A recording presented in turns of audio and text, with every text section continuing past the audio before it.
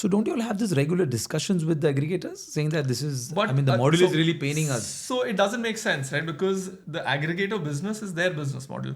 We cannot comment on. Of course, there are certain industry practices that people should adhere to, but they are an online company. They are an IT company. They're not really in the food business. So for them to understand our problems it's not their space. They do understand our problems, but they cannot do anything about it because they themselves are making huge losses, They themselves are right? making. And why people ask me that if they are making losses, then why are they continuing?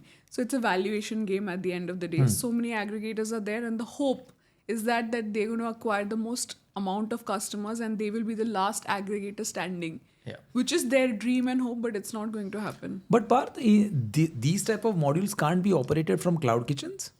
They can. So there are brands that solely focus on cloud kitchens, but everybody And maybe you can limit the menu? We can. So we do a certain delivery menu where we sort of put items that travel well with time. All right. So when food travels over a distance and gets exposed to an entire delivery process, you have to understand that not all food is going to travel well. So we limit, and especially in Indian cuisine, we limit the amount of items that we deliver, and we always encourage customers to sort of come in and dine in at our place. Because we're able to offer them much more when they are at one of our restaurants or cafes.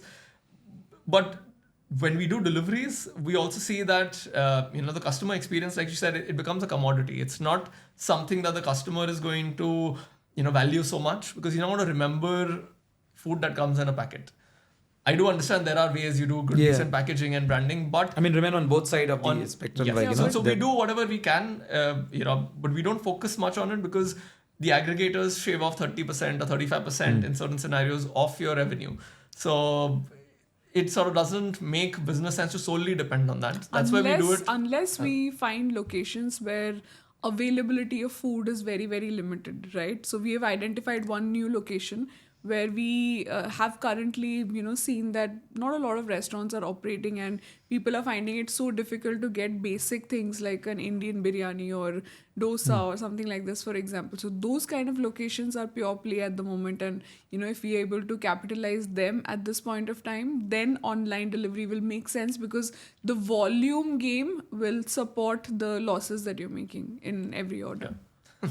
One more thing, Reshmi, to this follow-up also, that do you feel that you are facing challenges in terms of the evolving healthy eating habits of people, or is it not that space?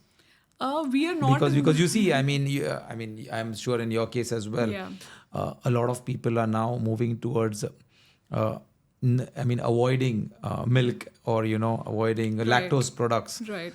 In that case, how do you evolve as a brand to stay relevant in the next 5 to 10 years? Right. So first point is, again, we are Hey, valid question. Go ahead. Yeah. So the first point is we are a mass premium brand. Mass being the operative word here, and masses' behavior and their eating habits will never change to the degree that what we are talking. This change that you're talking about, healthy eating, it's a very small percentage. And again, it depends on the people, right? So if somebody comes into our restaurant and they really want to eat healthy, we have plenty of options on our menu that is healthy. We have something called Bhukkad, which is like a pure, protein tandoori chicken. People can order that. Any egg dishes that we have, they're, high in protein as well. People can have that. We have had customers, especially in our Alsif location, the new one that we have, a lot of foreigners that coming and they have this thing that they don't want to have lactose and milk and all of that. So any chart that we have that can be made vegan as well. So vegetarian, veganism, all of this is a part of Indian food itself. So now looking at the smallest of ingredients, like I was reading one article and it shared that sugar is going to be the new tobacco. Yeah. And it already is. Yeah, so the biggest your replacement of that to or maybe a natural fruitus or something like that would not actually impact the product, but would make a significant change in people going and picking up the product, because I think dessert is dying from the entire menu. So customer purchasing behavior sugar has been fed into people's systems for such a long time that it'll take the equal, if not more amount of time to sort of change that trend. Healthy eating is a trend. Healthy eating comes at a certain price. all right, when you see, certain healthy eating brands or subscriptions, it is something that not everybody can afford. So it's a certain sect of people who are dedicated into following that, getting into a meal plan or something on the lines of that. It's not something that everybody wants to avail. And the reason why I'm saying this is because if you just look at the data, all the fast food chains, they aren't serving the healthiest food, but they're doing tremendous amount of business.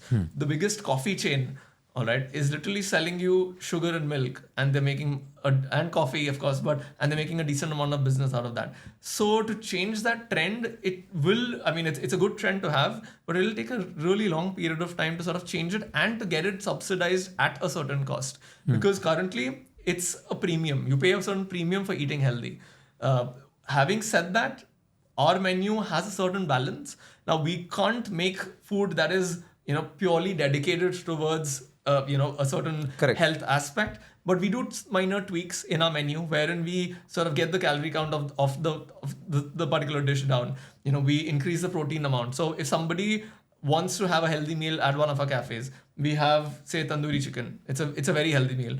All right, and it's tasty as well. So you don't have to compromise on taste for the health aspect. That's what I'm saying. If you want to eat eggs, all right, we have an omelette. We have an omelette pav. We have a bhurji pav. So it balances a certain amount of fat, a certain amount of protein, a certain amount of carbs. So it's a well-rounded meal.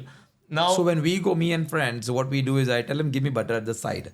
Okay. Yeah. So you got my point. So I mean, my friends, he'll take up on the pav bhaji, he'll put the butter, and then maybe I'll not put it. Yeah. Something like that, And when it comes to desserts, desserts is something that we sort of focus, which is purely vanity. So if somebody really wants to have a dessert, we give them such an option that is worth the calories. So that's something that you have to ensure. It should not just be, an experience that people don't really enjoy. So speaking on the sugar part of things. Yeah, because that's the weight you carry and you go later after eating the whole meal. Yeah. So imagine something. So we do food in such a way, and she's the brain behind this. We have something called the Kaju Katli cheesecake. All right. Now imagine Kaju Katli is something that is, every desi loves the Kaju Katli. All right.